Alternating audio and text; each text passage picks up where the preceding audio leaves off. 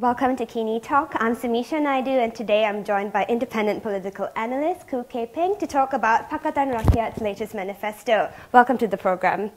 So first, let's start with the positives. What has Pakatan Rakyat done right with this manifesto? I think what they have done right is that the manifesto for this year, compared to the previous election, is a lot more elaborate.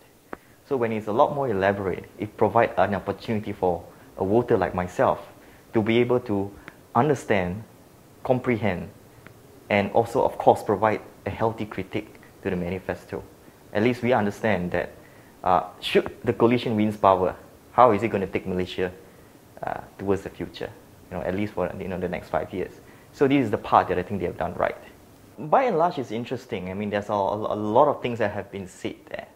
But then again, is that I think a couple of things that are, of course, which is quite interesting. There was an attempt to address, of course, the civil service sector.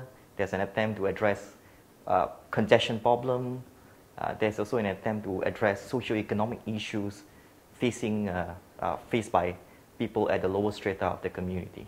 So these are some of the exciting things. But then again, I'm saying is that although things have been said, not necessarily the direction, the positioning of these policies within the manifesto are 100% bullseyes. Okay, now let's talk about the criticisms that you've had. You say in the manifesto, Pakatan has promised a sort of utopia. How do you think they're going to deliver on this? Do they have the budget to actually deliver on all the promises that they've made? My main worry is that he could be plucking figures right off from the sky.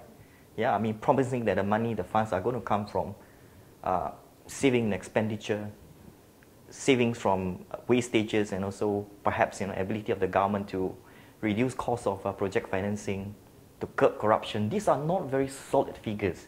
If you talk to economists, you talk to people who are familiar with financial budget or budgeting, I think the source of revenue has got to be a lot more solid than that, because we are not talking about a sum of 45 million. You're talking a sum of 45 billion in this respect. So I think that has got to be a lot more solid. While he talked about savings or eventually will come up to about 49 billion, he must remember that the quantum of savings that he's able to achieve may be different from period to period. So the assumptions that the savings will be similar to the period under the governance of Barisan Nasional, that is where I find a bit difficult to make that kind of assumption. Pakatan has been careful to not put in words such as restructuring, downsizing, right-sizing within the manifesto.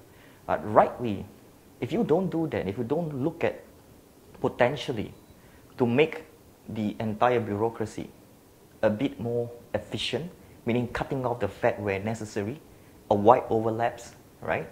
It will incur headcounts.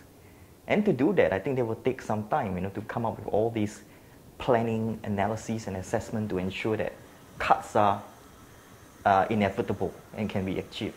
So that is why I dispute where his sources of income will come from. Well, but they say they're going to get that money by redirecting all the money the current government has spent on corruption and nepotism. But do you think this will actually be the case? Well, I mean, this is an exciting thing. That's why I say that can anyone specifically tell us that where these corruption sources are? It takes time to investigate. And you know that it's not easy because you got to skim through bundles of documents, and hopefully the documents are still there so that you can do tracking, to ensure that the new government will be able to recover back the money. So that's what I'm trying to point at, because it will take 3 to 5 years to find out, to go after the culprits to recover back the money. But the manifesto, the expenditure within the manifesto has to be done from year one, because when you promise that to be done, it has to be done on year one. So where is the government don't go to find the money to cover, the promises made in the manifesto, while at the same time pursuing initiatives and activities to recover back the corrupt money? Some countries may actually have done, whatever needed, but not be able to recover back 100% of it. So how confident is Pakatan Rakyat in being able to recoup back money lost through corruptions or even excesses in procurement and etc. That's why I say that it has got to be solid. It has to be identified in real terms. Where are this money going to come from? So is your impression that this has been a hastily prepared manifesto? Because they've had some criticisms that that's been the case. One example is that there's been spelling errors in the manifesto itself. Well, I have a feeling that, well, it might have been, rushed through, yeah? But again, it's very important because manifesto provide the first perception on how serious this coalition is to provide an alternative to the people. Yeah, and in all coalition we have to understand that no one owe them an allegiance, no one owe them our loyalty. They can't announce a manifesto and then turn back in return and tell us that, oh, I'm sorry for all the mistakes contained in there because we are not prepared. So the thing is that we can actually turn back and tell them that if you're not prepared, why do you announce it? Okay, so let's talk about some of the specific problems that you've raised. You say you have an issue with Pakatan wanting to take taxpayers' money to provide a minimum wage. It is not justified if corporations continue to enjoy significant profits, comfortable profits, and when there is additional cost, which to make that direct that I support minimum wage. I think Malaysian workers should be paid decent working emolument, working allowance to ensure that they will be able to survive, to live. But in return, to tax it on, to put the burden on another group of Malaysians, hardworking Malaysians who are taxpayers, and use that to actually subsidize a corporation so that people at the bottom can enjoy minimum wage. I think this is something very problematic for me. Yeah, it has to come from adjustment within the corporation to see that, wow, what can be achieved. And I put in there quite clearly that for one thing, perhaps higher value product can be created so that there is going to be a shift from industry, creating higher value product, better profits, so that some of the profits can be used as compensation and remunerations for them to pay the minimum wage. And second is that we have got to look at productivity. If productivity increases, then of course corporations will eventually enjoy better profits, and that I think can be used to fend for minimum wage. We have to understand that a number of countries have implemented minimum wage. Even Myanmar have recently passed a bill on minimum wage, stating a minimum wage for the country. But none of these countries have actually created a fund using taxpayers' money to pay for that. So why should we do that? Well, Pakatan's also promised to ensure 1 million job opportunities in certain sectors such as the plantation industry. Well, do you think this is going to be possible at all? Well, it is possible, by assuming that, for example, all right, the industry would have so many vacancies and would need to be filled up. I think at the moment even industries are finding it difficult to fill it up because even foreign workers are not quite interested to take up this kind of jobs because regionally economies have changed. So even if they are able to create vacancies by reducing the number of migrant workers, what makes them think that Malaysians would want to take up the jobs in the first place? That's why I said that, well, jobs need to be created. I think we should be looking at higher value added jobs. Yeah, we need to look at restructuring the industry, which are possible. People in Australia, people in Korea, Hong Kong, you name it, a lot of the workers in the construction or even in the agriculture sector are actually their own local people. Yeah, but of course there is automation, there is a lot of other value-added activities added in, so that the sectors will require fewer people, and the people who take up jobs within these sectors do not take it as a low-skilled labor, low-payment jobs. Okay, so why don't you think Pakatan didn't mention some controversial mega projects by Barisan Nasional, such as the Warisan Merdeka Tower project, the MRT project? They've mentioned certain things like the Sarawak dams and liners, but some of these issues were left out.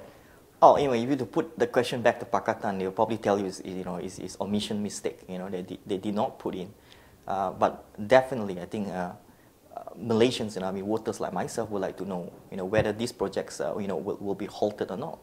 Because again, to build something like that, to put in money into something like that, will require a justification. Whether do we need so much office space in that regard? Do we want to turn Kuala Lumpur into a high density development area where actually there are enough office space to serve demand? All right, so let's sum up. Is Pakatan's manifesto populist or reformist?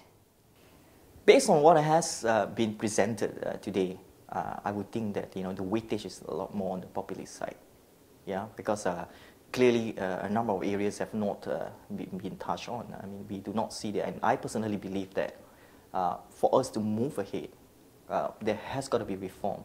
Reform at the political level, there has got to be reform at the constitutional level, there has got to be reform of mindset, there has got to be reform of institutional construct. Then only we can talk about programs. Otherwise, a lot of programs are going to be implemented.